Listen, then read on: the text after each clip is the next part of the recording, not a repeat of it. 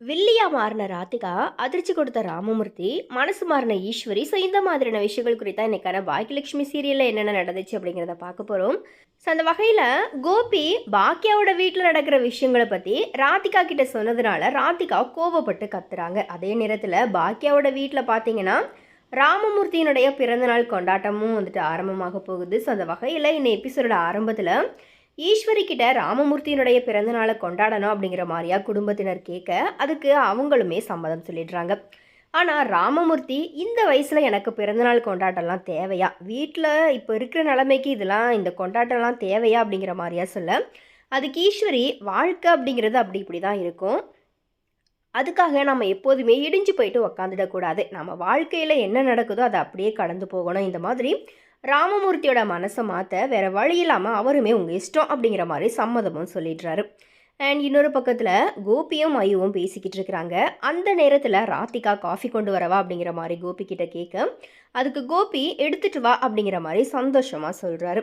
அதுக்கப்புறமா ஒரு good news அப்படிங்கிற மாதிரியா சொல்லி ஜெனி ப்ரெக்னெண்ட்டாக இருக்கிற விஷயத்த சொல்லி அதை பற்றின விஷயங்களை மகிழ்ச்சியாக அவர் பேசிக்கிட்டு இருக்கு. அதை கேட்டு கோபமான ராதிகா, உங்களுக்கு உங்கள் பசங்க உங்கள் குடும்பத்துக்குன்னு ஒன்று அப்படின்னா நீங்கள் சந்தோஷமாக இருப்பீங்க, இல்லைனா சோகமாக இருப்பீங்க.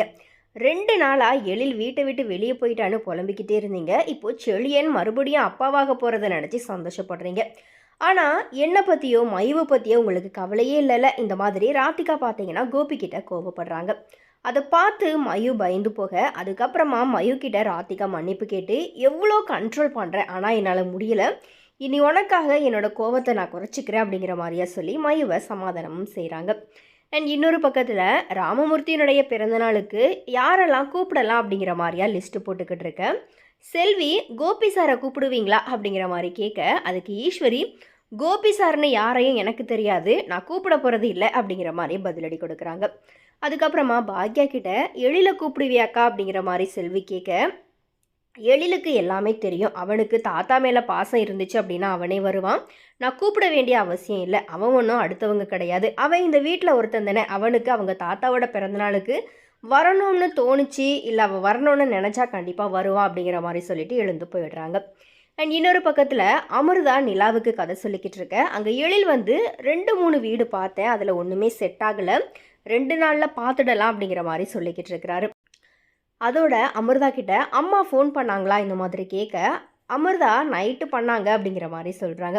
ஆனால் எனக்கு ஃபோன் பண்ணவே இல்லை அப்படிங்கிற மாதிரி எழில் கவலைப்பட, அப்படின்னா நீங்கள் கால் பண்ணி பேசலாமே அப்படிங்கிற மாதிரி அமிர்தா சொல்கிறாங்க. ஆனாலும் அம்மா ஆசைப்பட்டபடி பெரிய ஆளாகி தான் அம்மாவை நான் பார்க்க போவேன் அப்படிங்கிற மாதிரியா எழில் சொல்லிக்கிட்டு இருக்கிறாரு. அந்த நேரத்தில் ஈஸ்வரி கால் பண்ண எழில் ஃபோனை எடுக்காமல் அமிர்தாவை எடுக்க சொல்கிறாரு. ஈஸ்வரி எழில்கிட்ட பேசணும் அப்படிங்கிற மாதிரி சொல்ல எழில்கிட்ட அமிர்தா ஃபோனை கொடுத்துடுறாங்க. அதுக்கப்புறமா தாத்தாவோட பிறந்தநாளை நாளைக்கு நாங்கள் கொண்டாட போகிறோம், நீ வரியா அப்படிங்கிற மாதிரி கேட்க, நான் வந்தால் உங்களுக்கு கஷ்டமாக இருக்காதா இந்த மாதிரி எழில் கேட்க, அப்படின்னா நீ வரவே வராத, எங்களுக்கு கஷ்டமாக இருக்கும் அப்படிங்கிற மாதிரி சொல்லிட்டு ஈஸ்வரி அழுதுகிட்டே ஃபோனவும் வச்சிடுறாங்க. ஸோ இப்படியா இந்த எபிசோட் பார்த்து முடியுது. அண்ட் நாளைக்கு என்ன நடக்க போகுது அப்படிங்கிறத நம்ம நெக்ஸ்ட் வீடியோவில் பார்க்கலாம்.